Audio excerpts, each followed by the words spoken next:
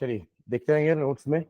हाँ, साथ में पेंसिल वगैरह रखे रहना, कुछ मार्क करने के लिए, कुछ अंडरलाइन करने के लिए, कुछ लिखने के लिए। ठीक है, तो ये हमारा बायो का थर्ड चैप्टर है। फर्स्ट लाइफ प्रोसेस और कंट्रोल कोऑर्डिनेशन अपन ने कर लिया है। This is the third chapter, that is reproduction. This is yet another life process, है ना। फर्स्ट चैप्टर में हमने इसके बारे में बात की थी, but it is not an essential life process. Life process तो है, but not an essential life process. बाकी एसेंशियल चार थे जो हमने पढ़े थे, है ना। Those were nutrition, excretion, transportation and respiration, but this is not an essential life process. तो इसलिए इसको अपन अलग चैप्टर में पढ़ रहे हैं। तो it is a process by which living organism produce more living organism of their own kind. अपने जैसे ही ऑर्गेनिजम्स वो रिप्रोड्यूस कर सकते हैं of their own kind, not of another kind of species, है ना। The offspring grows, matures and in turn produces new offspring. फिर जो रिप्रोडक्शन के बाद हुआ है वो भी मैच्योर होकर के रिप्रोड्यूस कर सकता है and can create more of.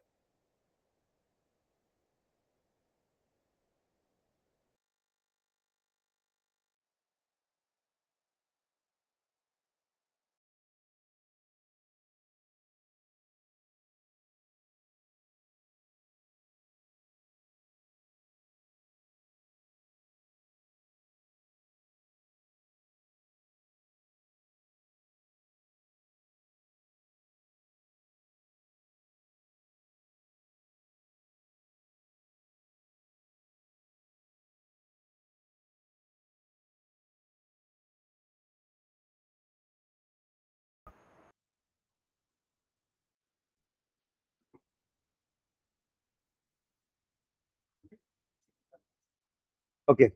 The offspring grows, matures, and in turn produces new offsprings. Thus, there is a cycle of birth, growth, and death. Reproduction therefore ensures the continuity of life of a species on Earth. नहीं, कुछ भी पुराना revise करो। Class भी इसके बाद science. हाँ, नहीं नहीं, रिवाइज करवा दो कुछ। हाँ, तो reproduction therefore ensures the continuity of a life of a species on Earth. So it is not an essential life process because एक पर्टिकुलर इंडिविजुअल की लाइफ के लिए इंपॉर्टेंट नहीं है, बट हाँ उसकी उस स्पीशीज की पॉपुलेशन बढ़ाने के लिए ये प्रोसेस इंपॉर्टेंट है, और उसकी स्पीशीज अर्थ में कंटिन्यू चलती रहे, एक्सटिंक्ट ना हो। That is why reproduction is necessary. ठीक है, otherwise a day will come जहां पे वो स्पीशीज एक्सटिंक्ट हो जाएंगे अगर रिप्रोडक्शन नहीं होगा तो। ठीक है, तो mainly there are two type of reproduction, एक है सेक्सुअल एंड दूसरा है asexual. This this categorise this categorisation is on the basis of parents, कि अगर single parent is involve then it is known as asexual, and if two parents are involved, their gametes are involved, fusion of gametes take place, तो उसको क्या बोलते हैं, sexual reproduction. तो asexual reproduction, the process of reproduction in which new individuals are produced from a single parent. अब अगर एक new individual single parent से ही आ रहा है तो it will have the quality of that parent only, तो वो उसके जैसा ही होगा।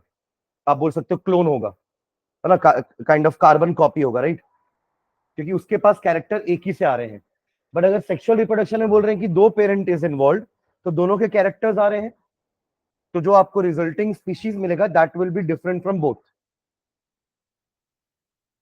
तो asexual reproduction is found in single celled organism such as the archaebacteria, eubacteria and protist. Protist अपने आप में एक अलग किंगडम है ना, प्रोटिस्टा नाम है उस किंगडम का।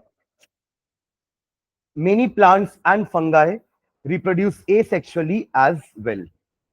तो ये जितने भी आपके लिखे हुए हैं ये सारे आपके लोअर ऑर्गेनिज्म ही है ना, जो सिंगल सेल वाले होंगे। कुछ प्लांट्स और कुछ फंगाई भी आपके एसेक्सुअली रिप्रोड्यूस करते हैं।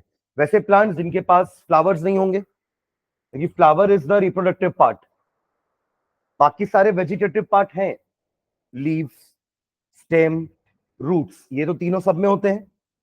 रूट, स्टेम एंड लीव्स तो हर प्लांट में होगा, तो these are called as vegetative part. But reproductive part क्या होता है, फ्लावर। तो फ्लावर में मेल और फीमेल पार्ट होता है by which they can have sexual reproduction.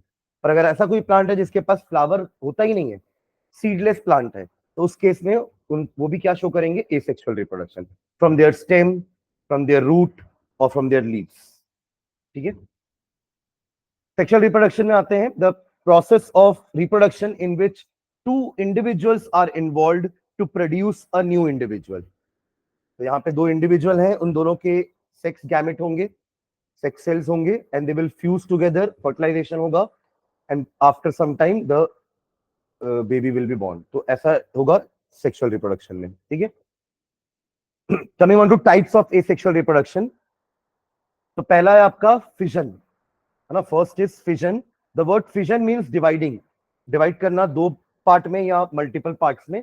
Accordingly there are two types of division, one is binary and another is multiple fission. तो the word fission means dividing, so binary fission is literally dividing into two. तो fission is an asexual reproduction by which a unicellular organism, जैसे कि हमारा amoeba हो गया, divides and forms to और more new individuals.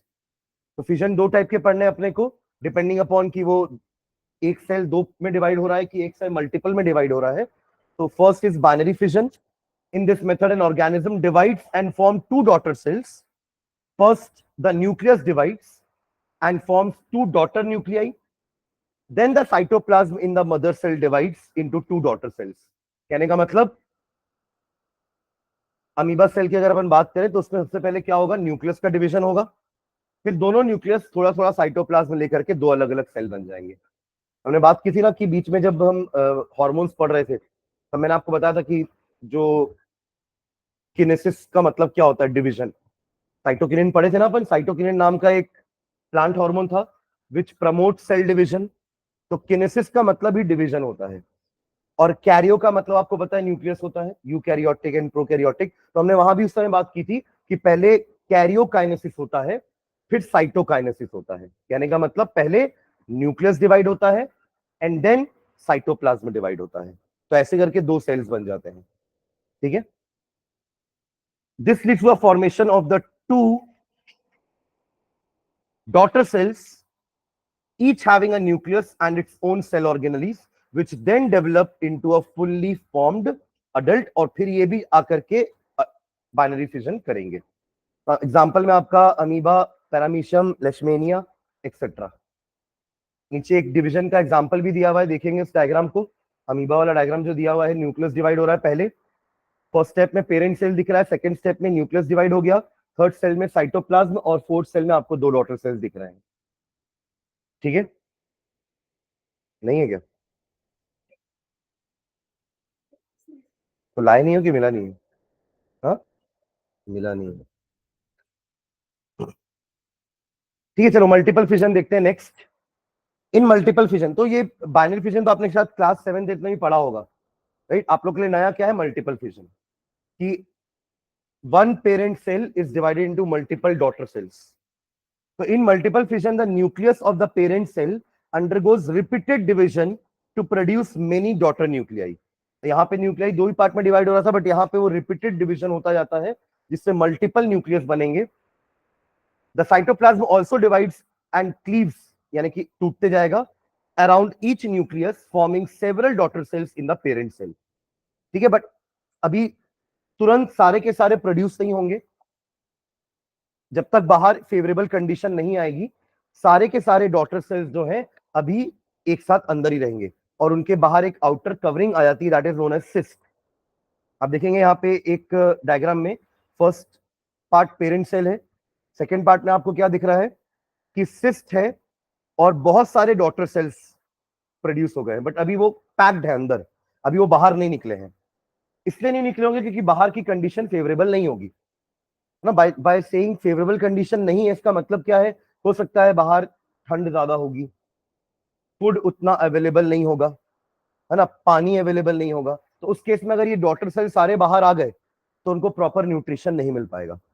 तो अभी उनके लिए ये कंडीशन फेवरेबल नहीं है बाहर आने के लिए। तो when condition is favourable, the cyst wall breaks up and all the daughter cells are, या डॉटर सेल्स कम्स आउट। ठीक है। तो थर्ड डायग्राम आपको दिख रहा है कि सिस्ट ब्रेक, सिस्ट मतलब वॉल है, the cyst break and daughter cells are released. Clear है ये? चलिए, तो ये आपका पहला एसेक्सुअल रिप्रोडक्शन हुआ, दैट वाज फिजन। ठीक है। Coming on to second, that is fragmentation. Another type of asexual reproduction is called fragmentation. इसमें क्या होता है? An organism break up into many pieces upon maturation. Maturation के बाद ही कोई रिप्रोड्यूस कर सकता है ना. ये जो डॉटर सेल्स भी ऊपर बने हैं, ये भी कुछ समय तक मैच्योर होंगे, उसके बाद फिर ये भी डिवीजन करना स्टार्ट करेंगे. तो we see that an organism break up into many pieces upon maturation. Each of those fragments develops into mature grown-up individuals that are a replica of the original organism. Replica ही है, ऊपर भी replica ही बन रहे थे सारे. Asexual reproduction में तो अपने शुरू में बात की ना कि उनको उसी एक ही पेरेंट से सारे कैरेक्टर्स मिल रहे हैं, तो वो उनके जैसे ही होंगे, एग्जैक्ट रेप्लिका होंगे, एग्जैक्ट कॉपी होंगे. द स्प्लिटिंग माइट और माइट नॉट बी डिलिबरेट, यानी कि हो सकता है एक्सीडेंटली फ्रैगमेंट में टूट गया, जरूरी नहीं कि वो डेलिबरेटली ही चाह रहे थे कि हम टूट के रिप्रोडक्शन करें. एक्सीडेंटली भी कहीं से टकरा गए तो वो टूट गया पार्ट, वो फ्रैगमेंट से एक और इंडिविजुअल प्रोड्यूस हो जाएगा. ठीक है. Fragmentation occurs in multicellular organisms with simple body organisation, that is spirogyra. Spirogyra आपका ग्रीन एल्गे होता है ना, वहां पे लिख भी लो ब्रैकेट में, स्पायरोगेरा इज ग्रीन एल्गे. तो एल्गे ऐसे ही डिवाइड होता है, अगर एक जगह एल्गे बन गया ना तो वो वहीं से फ्रैगमेंट्स में डिवाइड होकर के और ज्यादा फैलने लगता है. फ्रैगमेंटेशन. स्पायरोगेरा, नीचे उसी का डायग्राम भी दिया हुआ है. ठीक है. Third is budding. यहाँ ना नंबरिंग नहीं लिखा हुआ, एक बार मतलब यहाँ नंबरिंग लिख लेना बडिंग वाले में, उसमें थर्ड डाल देना बडिंग. और फर्स्ट तो आपका लिखा था फिजन, है ना, थर्ड में नंबरिंग डाल देना, that is budding. The next process is budding. Is a mode of asexual reproduction in which one or more outgrowths, उस आउटग्रोथ को ही बड बोल रहे हैं. ठीक है. One or more outgrowths develops on the body of an organism which then separates to form new individual. नीचे diagram देखेंगे तो समझ में आएगा कि एक हाइड्रा है, नीचे हाइड्रा का डायग्राम दिया हुआ है. दैट हाइड्रा से आप देख रहे होगे नीचे साइड में एक छोटा सा आउटग्रोथ निकल रहा है. वो आउटग्रोथ धीरे धीरे बड़ा हो रहा है and that itself is becoming a small hydra. जब वो इतना मैच्योर हो जाएगा कि वो खुद अपने से जी लेगा तो वो अपने पेरेंट की बॉडी से डिटैच हो जाएगा. अदरवाइज देखिए आप, एक हद तक जब वो बड़ा हो रहा है तब तक वो पेरेंट के साथ अटैच्ड है. After that it is detached from the parents body. तो नीचे इसका एग्जांपल पढ़ते हैं. Hydra multiplies by budding under favourable conditions. मतलब क्या होगा, उस जगह पर सेल का डिवीजन हो रहा है और अल्टीमेटली वो पार्ट बड़ा होते जा रहा है. ठीक है. In Hydra, a bud develops as an outgrowth due to repeated cell division at one specific site. एक पर्टिकुलर स्पेसिफिक साइट में रिपीटेड डिवीजन होने के कारण वो साइट से एक आउटग्रोथ बाहर की तरफ निकलती जा रही है. ठीक है. These buds develop into tiny individuals and when fully mature, detach from the parent body and become new new independent individuals. ठीक है. एक और एग्जांपल दिया हुआ है कि ईस्ट जो आपका यूनिसेलर ऑर्गेनिज्म है also reproduces by budding. Hydra unicellular नहीं है बट ये यूनिसेलर है और ईस्ट में भी बडिंग से रिप्रोडक्शन होता है. डायग्राम आप देख पा रहे हो, नीचे एक सिंगल ईस्ट सेल है, एक आउटग्रोथ निकला, डेवलपिंग बर्ड, न्यू बर्ड आ गया, ऐसे और भी बर्ड्स बनते जाते हैं, चेन ऑफ बर्ड्स निकलता है ईस्ट से. तो unicellular organism yeast also reproduces by budding. The most common mode of vegetative growth in yeast is asexual reproduction by budding.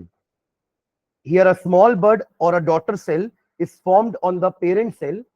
The nucleus, this nucleus of the parent cell splits into daughter nucleus and migrates into the daughter cell. मतलब वही nucleus divide होकर के उस तरफ चला गया, अब वहां वो ग्रोथ कर रहा है अपना.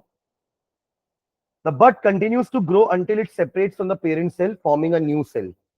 The daughter cell produced during the budding process is generally smaller than the mother cell. क्योंकि अभी तो वो छोटा ही है ना, अब जब वो भी मैच्योर होगा तो वो भी साइज में बड़ा हो जाएगा. then that cell also will be able to produce या reproduce by budding. ठीक है. चलिए नेक्स्ट फोर्थ आते हैं, that is regeneration. Third was budding, second was fragmentation and first was fission. Fourth देखेंगे regeneration. Many fully differentiated organisms have the ability to give rise to a new individual organism from their body parts. That is, if the individual is somehow cut or broken into many pieces, many of these pieces grow into separate individuals. This is known as regeneration. Example एक और यहाँ पे दिया हुआ है, देखना, hydra का भी दिया है और एक आपको प्लानेरिया का दिया हुआ है कि in regeneration if a piece of a parent is detached it can grow and develop into a completely new individual. For example, simple animals like Hydra, Planaria can be cut into any number of pieces and each piece grows into a complete organism. आपने देखा first example में देखा ना, hydra, ये planaria जो दिया हुआ है लेफ्ट साइड वाला, उसमें हमने प्लेनेरिया को कट किया है, 3 पार्ट में कट किया है। देखिए, एक पार्ट उसका हेड वाला है, फिर एक मिडिल बॉडी पार्ट है और एक लोअर बॉडी पार्ट है। अपर बॉडी पार्ट से आप देख रहे हो राइट साइड में एरो जा रहा है कि हेड से उसका वापस से एक फुल्ली बॉडी डिजाइन हो गया। फिर लोअर बॉडी पार्ट भी राइट तरफ नीचे जा रहा है और वहां से आपको एक और नया प्लानेरिया बनता हुआ नजर आ रहा है। और मिडिल पार्ट से आपको लेफ्ट में दिख रहा होगा, मतलब जो बीच, जो मेन प्लानेरिया वो तो बीच में है, दिख रहा डायग्राम, मेन प्लानेरिया बीच वाला है, उसके बॉडी को 3 पार्ट में कट किए हैं, तो बीच वाले पार्ट से आपको लेफ्ट में ग्रोथ दिख रही है और ऊपर और नीचे वाले पार्ट से आप राइट साइड में देखोगे तो फाइनली बाहर की तरफ 3 प्लानेरिया आपको दिख रहे हैं। those 3 planaria are reproduced by those 3 cut parts. ठीक है, so simple animals like Hydra, Planaria can be cut into many number of pieces and each piece grows into a complete organism. Regeneration is carried out by specialized cells. These cells proliferate, यानी कि divide and make large number of cells. From these mass of cells, different cells undergo changes to become various cells types and tissues. These changes take place in an organized sequence referred to as development. मतलब ऐसे ही growth नहीं होती ना, एक sequence में growth होती है। तभी तो हेड था तो हेड से लोअर बॉडी पार्ट बना, मिडिल पार्ट था तो वो सीक्वेंस में ग्रोथ होके अपर और लोअर दोनों बॉडी पार्ट बना, और अगर सिर्फ लोअर बॉडी पार्ट है तो उससे मिडिल और अपर दोनों बॉडी पार्ट बना। कहने का मतलब सीक्वेंस में सारा ग्रोथ हो रहा है, डेवलपमेंट हो रहा है, just like a new organism. However, regeneration is not the same as reproduction, since most organisms would not normally depend on being cut up to be able to reproduce. मतलब ये cut हो रहे हैं तो ही reproduce कर रहे हैं ना, कट नहीं हुए तो रिप्रोड्यूस नहीं हो पाएंगे। तो it is not just exactly like a reproduction, but हाँ, वो इस तरीके से रिप्रोड्यूस कर सकते हैं। ठीक है, हमारे में रिजनरेशन नहीं हो सकता ना। रिजनरेशन का मतलब ये भी है कि कुछ बॉडी पार्ट भी कट जाए तो दैट कैन ऑल्सो भी रिप्रोड्यूस अगेन। जैसे हम देखते हैं छिपकली में होता है ना कि पूंछ वापस से डेवलप हो जाती है, बट हमारे में ऐसा नहीं हो कि ये उंगली कट गई तो ये फिर से आ जाएगी, क्योंकि हमारी बॉडी डिजाइन बहुत ज्यादा कॉम्प्लेक्स है। ठीक है, नेक्स्ट आते हैं वेजिटेटिव प्रोपगेशन में, which is mainly for plants, और ये वो टाइप है आपका जिसमें हमने वेजिटेटिव पार्ट को यूज करना है, like stem, roots and leaves, वही non flowering plants. So it is a method of reproduction in which a vegetative plant part, that is a non-reproductive part or a non-flowering part, namely जैसे bulb of onion हो गया, bulb of onion is not the flower of onion, वो एक vegetative part है। ठीक है, a kind of stem root है उसका, modified stem, modified roots होते हैं उनके। Such type of vegetative growth is a natural vegetative propagation. Only one plant is involved, तो ये asexual का ही type हो जाएगा। And the new plant is genetically identical to the parent, clone, replica. ठीक है, तो पहला है आपका tuber of potato. The potato tuber is a modified stem. तो 3 चीजों से अपन को वेजिटेटिव प्रोपगेशन करवाना है, स्टेम, रूट एंड लीव्स। तो पहला एग्जांपल किसका है, tuber of potato. The potato tuber is a modified stem, many notches can be seen on the surface of potato, these are called eyes of potato. वो notches से ही ये stem outgrowth होता है ना, जस्ट लाइक बर्ड।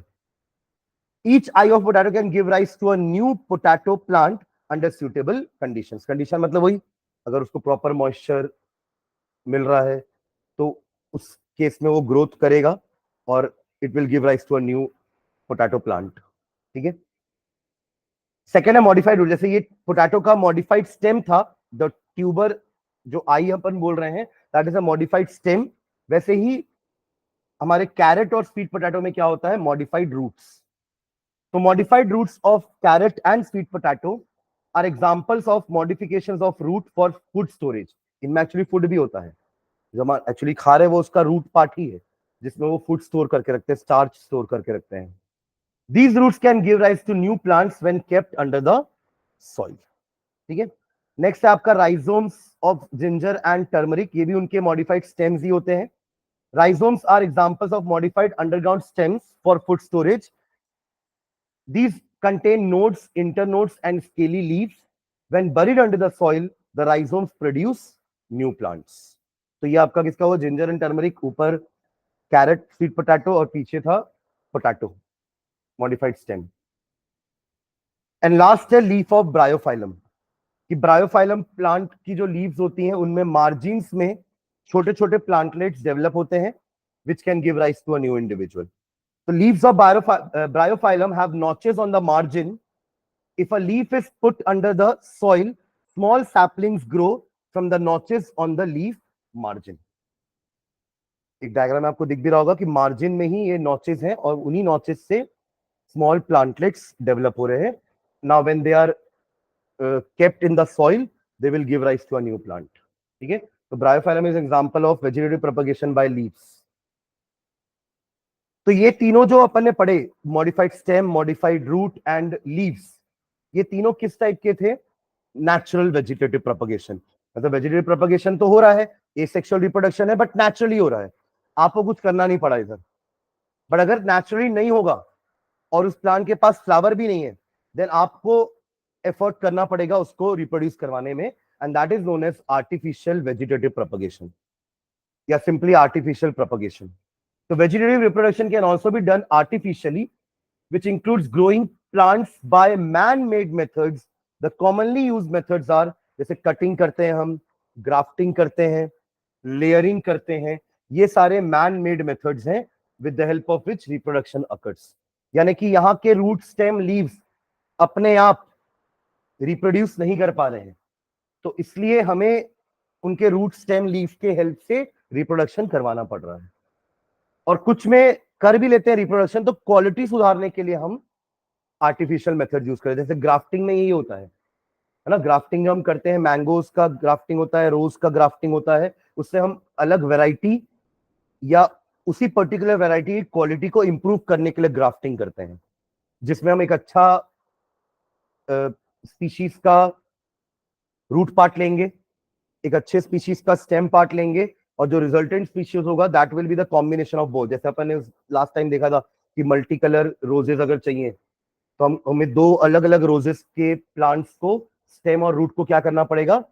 अटैच करना पड़ेगा, बीच में बैंडेज लगाना पड़ेगा या नेलिंग करनी पड़ेगी, है ना, या फिर बांधना पड़ेगा, किसी भी तरीके से उसको दोनों को जोड़ना पड़ेगा ताकि रूट्स और शूट्स अलग अलग प्लांट्स के हों. स्टॉक एंड स्कियॉन नाम दिया था हमने इसको ना, रूट्स को नाम दिया था स्टॉक और stem were known as scion. चलो पहले पढ़ते हैं. फर्स्ट है आपका कटिंग. तो cutting as a diagram shows, अब देख रहे हैं कि उस पॉटेड प्लांट्स के एक स्टेम को हमने कट किया, उसको दूसरे पॉट में सॉइल में लगा दिया, बस यही आपका कटिंग होता है. ये तो नॉर्मली हम भी घर पे करते हैं. हम मतलब हमारे बाजू वाले के घर में कुछ अच्छा प्लांट ग्रोथ कर रहा है तो हम उसी के प्लांट के स्टेम को थोड़ा कट कर लेते हैं, एक गमला खरीद के लाते हैं, लगा देते हैं, वहां से एक नया प्लांट आ जाता है. समझ रहे हैं?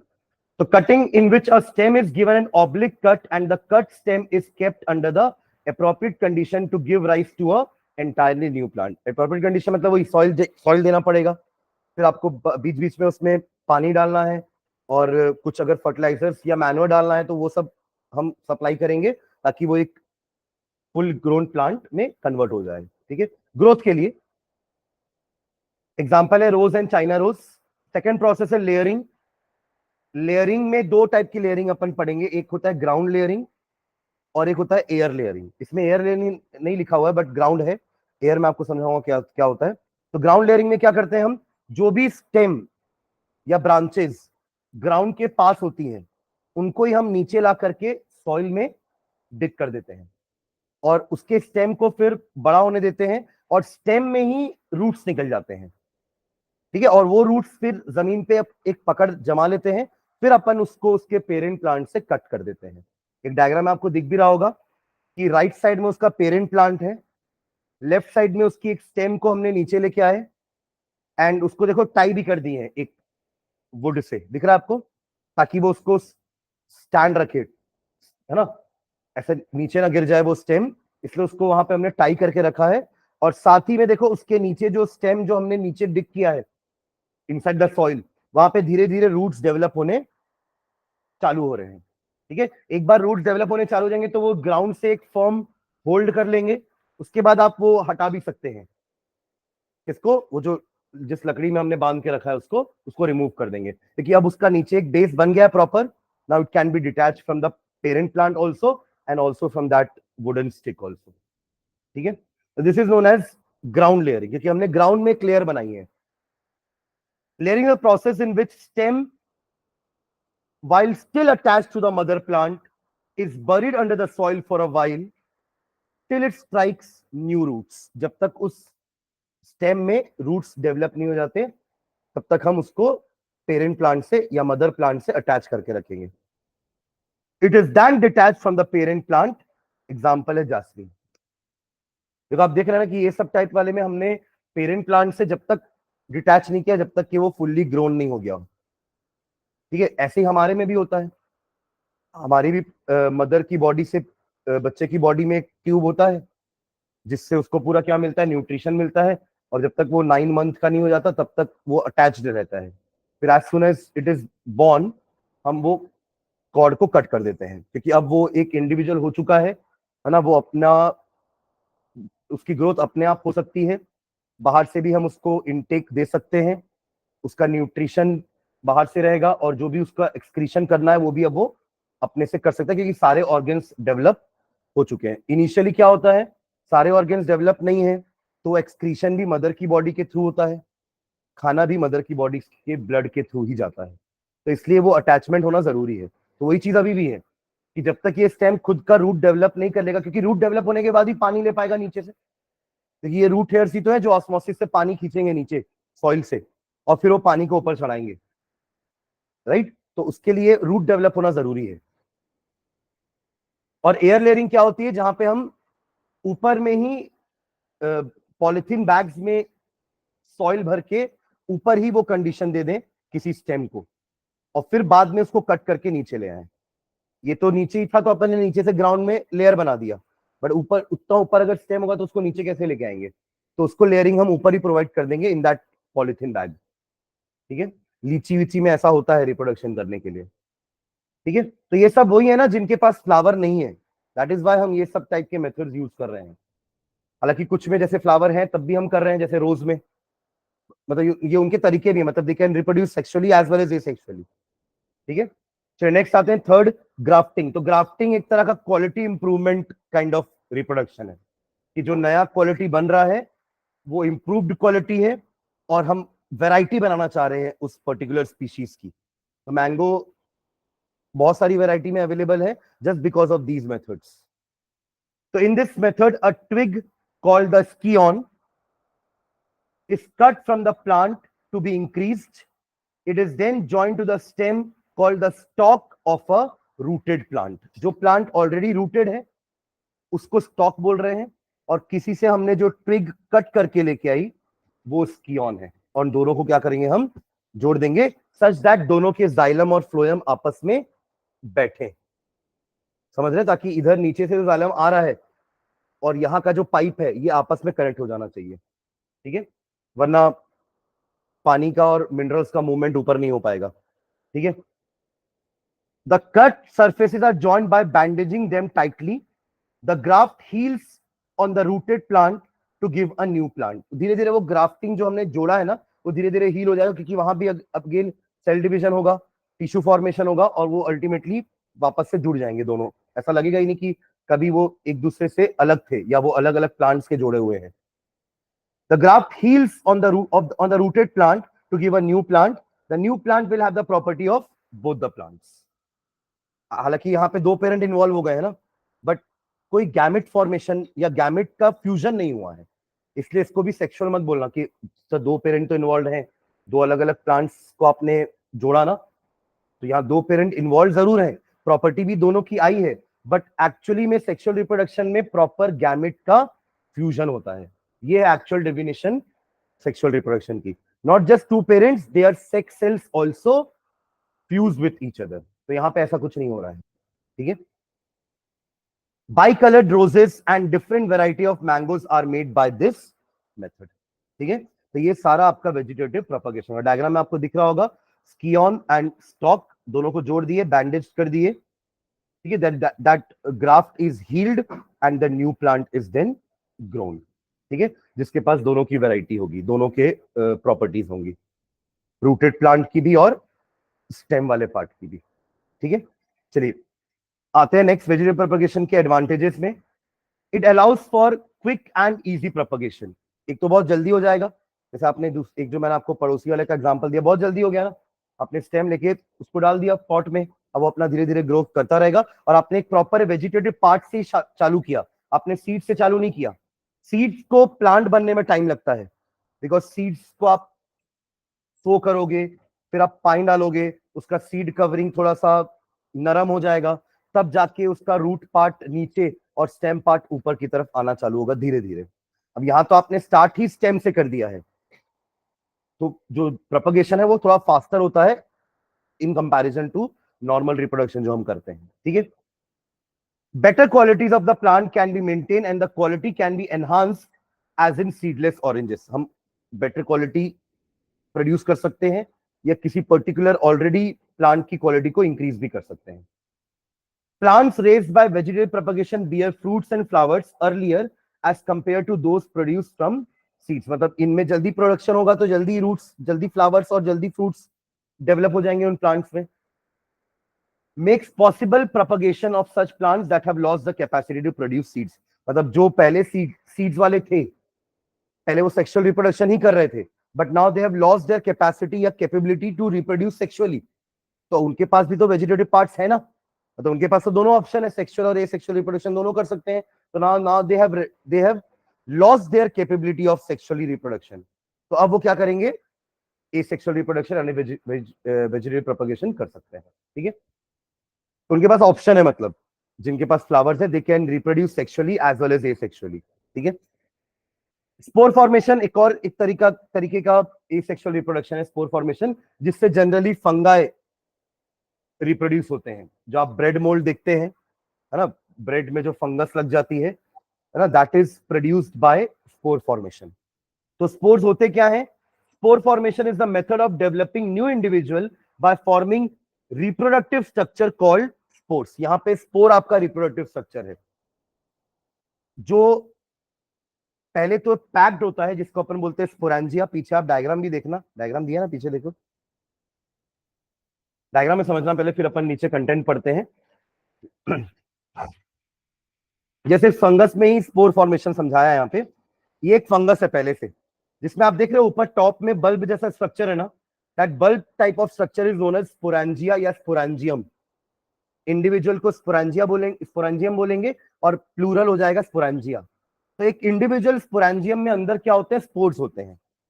अगेन वो स्पोरेंजियम बर्स्ट होगा, सारे स्पोर्स एयर में चले जाएंगे, बट वो भी तब बर्स्ट होगा जस्ट लाइक मल्टीपल फिजन. याद है आपको मल्टीपल फिजन में क्या था कि जब कंडीशन बाहर फेवरेबल होगी तभी वो सिस्ट वॉल टूट रही थी और सारे बैक्टीरिया बाहर सारे अमीबा बाहर आ रहे थे, सारे डॉटर सेल्स बाहर आ रहे थे. In the same way sporangia या स्पोरेंजियम भी तभी बर्स्ट ओपन होगा जब बाहर की कंडीशन फेवरेबल होगी. जैसी वो बर्स्ट ओपन होगा, दैट कवरिंग इज हार्ड, जैसी वो बर्स्ट ओपन होगा सारे स्पोर्स एयर में चले जाएंगे. Now they will find a moist places जहां वो लैंड करेंगे and there they will reproduce like this only, जो डायग्राम में आपको दिख रहा है. वहां जाकर के वो मॉइस्चर लेंगे and they will start producing या रिप्रोड्यूसिंग. ठीक है, तो जैसे यही होता है कि ब्रेड वगैरह हम बाहर नहीं रखते क्योंकि बाहर मॉइस्चर है, ब्रेड में मॉइस्चर आ गया, स्पोर्स अगर एयर में होंगे तो they will sit on that bread and they will start reproducing. तो अगर बाहर पड़ी रहेगी ब्रेड तो उसमें आप देखेंगे कि साइड में पूरा फफूंद लग जाता है ना, उसी को बोलते हैं ब्रेड मोल्ड. ठीक है, और उसका एक साइंटिफिक नेम भी होता है, पीछे देखो उसका साइंटिफिक नेम लिखा होगा, आपको दिखेगा राइजोपस, दिख रहा है ब्रेड मोल्ड लिखा ना ब्रैकेट में, fungus like Rhizopus bread mould produce spores, है ना, वो स्पोर्स बनाते हैं विच जर्मिनेट मतलब जैसे सीड जर्मिनेट होती है ना, सीड का रिप्रोडक्शन होता है तो सबसे पहला प्रोसेस जर्मिनेशन ही होता है, which germinate on moist organic surfaces. Moist है, ऑर्गेनिक सरफेस, जो कोई भी खाने पीने की चीजें होंगी वो ऑर्गेनिक चीजें हैं, तो उसमें वो मॉइस्ट सरफेस रहेगा, तो वहां वो रिप्रोड्यूस होना चालू करेंगे, जर्मिनेट होना चालू करेंगे। द कॉटनी व्हाइट मास, और ये दिखते वैसे ही है, वो कॉटन जैसे, रुआ रुआ जैसे दिखेगा आपको। The cottony white mass on bread formed by fungus after spore formation या spore germination is called a mould. Spores can survive in extreme condition because of the protective hard coat. देखिए sporangia है उनके पास, तो वो एकदम extreme condition में भी survive कर सकते हैं। स्पोरेंजिया तो तभी बस्ट होगा ना जब बाहर की एक्सट्रीम कंडीशन थोड़ी शांत हो जाएगी, यानी कि कंडीशन फेवरेबल हो जाएगी, then only the sporangia will burst open and the spores will flow या फ्लाई इन द एयर। ठीक है, ऊपर का एक पैराग्राफ भी पढ़ते हैं पहले। Spore formation is the method of developing new individual by forming reproductive structure called spores. Some type of mold reproduce through sporulation. They produce reproductive cell called spores. Spores are very minute unicellular asexual reproductive bodies. बहुत छोटे होंगे, आपको ऐसे naked eye से नहीं दिखेंगे, मतलब air में हो सकते हैं, घर में भी एयर में हो सकते हैं। ठीक है, they will not be able, we will not be able to see them, but single cell होता है वो। that are stored in special spore cases, उस spore cases को तो स्पोरेंजिया बोल रहे हैं, spore cases until they are ready to be released. Spores are formed in special spot bearing organ called sporangia. When spores mature, the sporangium bursts open to release them. After they released, each spore germinates and grows into new individual organisms. Some organisms like ferns, mosses, some group of fungi reproduce by spore formation. Bread mold reproduces by sporulation. वही है spore formation, sporulation. ठीक है, and then diagram में sporangia और ये ऐसा दिखा देना। इसके रूट्स को राइजोइड्स बोलते हैं, देखो लेबलिंग में आपको दिखेगा, जो रूट्स डेवलप हो रहे हैं ना, that roots are called rhizoids. बाकी स्पोरेंजिया एंड स्पोर्स।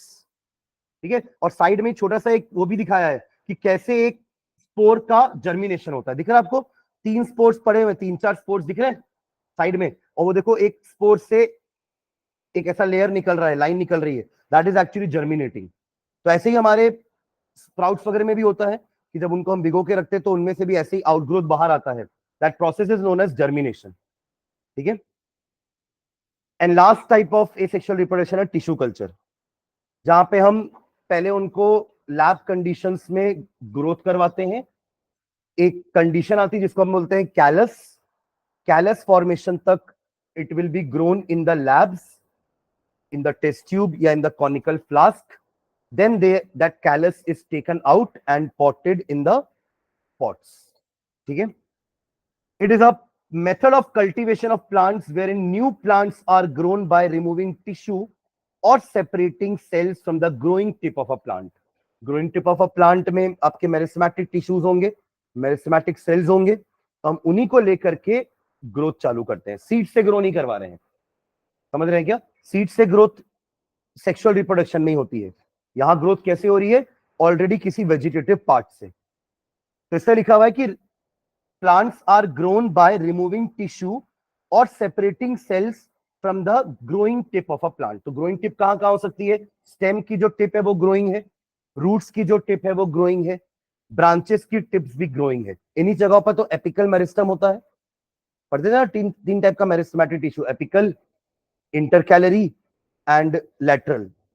तो एपिकल वाले टिप्स में होते हैं, तो हम उन्हीं पार्ट को लेकर के ग्रोथ करवा रहे हैं, और उनको ग्रोथ कराने के लिए हमें नेचुरल कंडीशन देनी पड़ेगी सारी, जैसे ऑक्सीजन वगैरह देना पड़ेगा उनको, क्योंकि वो एक ग्रोथ हार्मोन है ना प्लांट का। The cells are then placed in an artificial medium containing nutrients and oxygen. Nutrients भी देंगे और ऑक्सीजन भी देंगे, plant hormone, where they divide rapidly to form a small group of cells or callus. The callus is transferred to another medium combining hormones for growth and differentiation। मतलब अभी तो sales का group हुआ, यही group of cell जब tissue में convert हो जाएंगे, उसी को तो कहते हैं differentiation of cell. Cells are differentiated into tissues, कि ये ग्रुप ऑफ सेल एक टिश्यू बन गया, दूसरा ग्रुप ऑफ सेल दूसरा टिश्यू बन गया, ये वाले ग्रुप ऑफ सेल एक पर्टिकुलर टास्क परफॉर्म करेंगे, ये वाले ग्रुप ऑफ सेल एक पर्टिकुलर टास्क परफॉर्म करेंगे। इसी को कहते हैं सेल को डिफरेंशिएट कर देना, टिश्यू फॉर्मेशन हो जाना। The plantlets are then placed in the soil so that they can grow into mature plants. फिर वो plantlets को हम soil में sow कर देते हैं, either in the pot or in the field. The plantlets are then placed in the soil so that they can grow into mature plants. Using tissue culture, many plants can be grown from one parent in a disease-free condition. Lab में हम conditions को वैसा रखेंगे, बाहर हो सकता है उस फील्ड में कुछ पेस्ट हो या वीड्स हो जो ग्रोथ को प्रॉपर होने नहीं दे रहे हैं, तो हम एक अंडर कंडीशन अलग रख करके डिसीज फ्री कंडीशन में बहुत सारे प्लांट को एक ही प्लांट की हेल्प से प्रोड्यूस कर सकते हैं. आपने उसी प्लांट का अलग अलग पार्ट से टिप से टिश्यूज निकाले और ग्रोथ करवा दिया, तो एक प्लांट से मल्टीपल प्लांट्स आपने बना दिए. This technique is commonly use for ornamental plants. Ornamental plants मतलब क्या होते हैं, जो सजावट के लिए हम यूज करते हैं. ऐसे मनी प्लांट हो गया एक, वो सजावट के लिए, उसका कोई ऐसे रोल नहीं है, ठीक है, वो सजावट के लिए. बैम्बू प्लांट हो गया, ये सब सजावट के लिए हम यूज करते हैं. That they are known as ornamental plants. Oil palm, date palm, begonia, tomato, banana, apple etcetera produced by these methods. ठीक है, नीचे देखो डायग्राम दिया हुआ है कि आपने एक टिश्यू सैंपल स्क्रैप किया फ्रॉम द पेरेंट प्लांट. पहला वाला डायग्राम दिख रहा है, कट कर रहे हैं, फिर उसी सैंपल को आपने टिश्यू सैंपल्स प्लेस्ड इन अगर growth medium containing nutrients and oxygen. अगर मतलब एक सॉल्वेंट होता है, जैसे पानी एक सॉल्वेंट है ना, तो अगर अगर करके एक सॉल्वेंट होता है, AgAr. उस सॉल्वेंट में ही हम हार्मोन्स और न्यूट्रिएंट्स को मिक्स कर देते हैं और उसी मीडियम में हम उस ग्रोइंग पार्ट को प्लेस कर देते हैं. ठीक है, after that samples developed into tiny plantlets, है ना, and then that plantlets is spotted into compost या फिर फील्ड. ठीक है, एडवांटेजेस क्या है, very fast growing technique, again क्योंकि हम सीड से चालू नहीं कर रहे हैं, सीधा ग्रोइंग पार्ट से ही चालू कर रहे हैं, तो it is a very fast technique. Disease resistance plant बना सकते हैं अपन, क्योंकि अपन अंदर जो ग्रोथ दे रहे हैं उनको लैब में, वो एक डिसीज फ्री एनवायरमेंट है. Many plants can be develop from a single plant. ये तो ऊपर भी देखिए, एक ही प्लांट के पार्ट्स को लेकर के आप मल्टीपल प्लांट बना रहे हैं. चलिए नेक्स्ट है difference between sexual and asexual reproduction. तो पहला तो डेफिनेशन हो गया कि new individual is produce from a single parent in asexual, और सेक्सुअल में new individual is produce from two parents, male and female. It does not involve the union of gamete. Gamete का फ्यूजन नहीं होता, union मतलब combine, combination नहीं होता. But sexual reproduction में यूनियन होता है गैमेट्स का. गैमेट्स मतलब वही सेक्स सेल्स, मेल से स्पर्म या पॉलन ग्रेन्स एंड फीमेल से ovum. Pollen grains in case of plant and sperm in case of animals. The young ones are genetically identical, क्योंकि वो एक ही पेरेंट से बने हैं, तो पूरी की पूरी उनकी प्रॉपर्टी एक पेरेंट की ही होगी. That is why they are genetically identical to the parent. जैसे गन्ने खेत में चला, सारे गन्ने एक जैसे हैं, है ना, कोई गन्ने का कलर चेंज नहीं हो रहा है, सब गन्ने एक जैसे कलर के हैं. The young ones are not genetically identical to the parents. उसमें उनमें कुछ क्वालिटी पेटर्नल क्रोमोसोम से आई है और कुछ क्वालिटी मेटर्नल क्रोमोसोम से आई है, मदर एंड फादर. ठीक है, थर्ड है, there is very little chance of variation with asexual reproduction. Variation होने के चांसेस ही नहीं है या बहुत ही कम चांस है. वेरिएशन मतलब क्या होगा कि जब ये आपका डीएनए कॉपिंग होता है, जैसे हमारे अंदर वेरिएशन होते हैं, we are different from our parents, we are different from our grandparents and our ancestors. बहुत ज्यादा गैप है ना, इसी को अपन अपने लैंग्वेज में जनरेशन गैप बोल देते हैं, क्योंकि जब एक जनरेशन से दूसरे जनरेशन की ग्रोथ होती है, तो जब डीएनए कॉपिंग होता है, तो डीएनए कॉपी होते समय थोड़े बहुत चेंजेस आते हैं, वेरिएशंस आते हैं, एंड यही वेरिएशन से आगे क्या होता है, इवोल्यूशन. द वेरिएशन या evolution takes place because of variations. जैसे हम भी एप से ह्यूमन बीइंग बने ना, तो एप में बहुत सारे वेरिएशंस होते गए and that led to evolution. And but that took many years, that took thousands of years. Ape धीरे धीरे कन्वर्ट होकर के इवॉल्व हुआ टू ह्यूमन बीइंग. तो सेक्सुअल रिप्रोडक्शन में इवोल्यूशन के चांसेस हैं, वेरिएशन के चांसेस हैं, बट सेक्सुअल एसेक्सुअल रिप्रोडक्शन में चांसेस नहीं है, या बहुत ही लिटिल चांसेस है, क्योंकि और कोई दूसरा कंट्रीब्यूशन कर ही नहीं रहा है. एक ही कैरेक्टर्स आ रहे हैं उनके पास, कोई डीएनए कॉपी नहीं हो रही है, क्रोमोसोम्स ट्रांसफर नहीं हो रहे हैं, ऐसे कॉपी नहीं हो रहे हैं.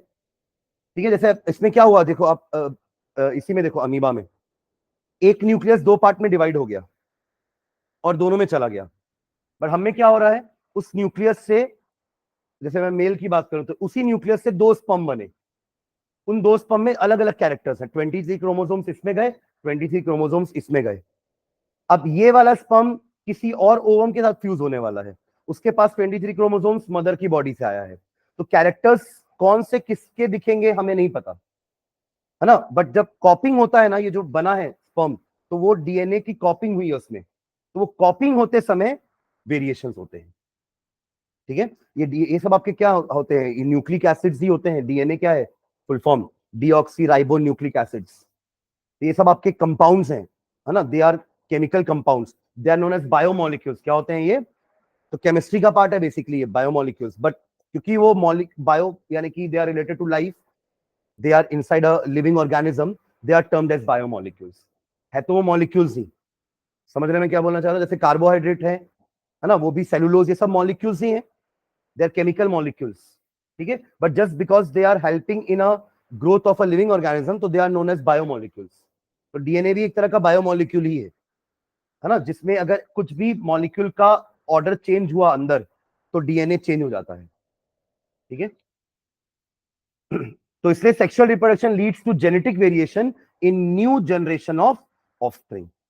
और लास्ट पॉइंट है कि किन में होता है, तो एसेक्सुअल रिप्रोडक्शन होता है जनरली इन लोअर ऑर्गेनिज्म, और ये होता है इन हायर इनवर्टिब्रेट्स और all the vertebrates. Vertebrates and invertebrates क्या होते हैं, the one with the backbone are called vertebrates and the one with no backbone are called invertebrates.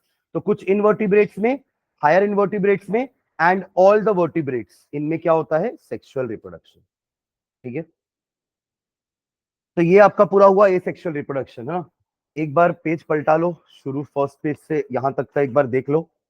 Next class से अपन sexual reproduction start करेंगे, वही पहला एक class लगेगा प्लांट के सेक्सुअल रिप्रोडक्शन के लिए, और एक दो क्लास लगेगी एनिमल के सेक्सुअल रिप्रोडक्शन के लिए, ठीक है। इसमें क्वेश्चन आंसर्स नहीं है, तो क्वेश्चन आंसर हम कॉपी में लिख लेंगे, है ना। बाकी थ्योरी चैप्टर के नोट्स पूरे हैं इसमें रिप्रोडक्शन वाला, ठीक है। तो एक बार यहां तक का नोट्स एक बार खुद से भी रीड करना, है ना, और एक बार बुक रीडिंग भी कर लेना, ठीक है। रिप्रोडक्शन चैप्टर का बुक निकाल करके एक बार बुक रीडिंग भी करना,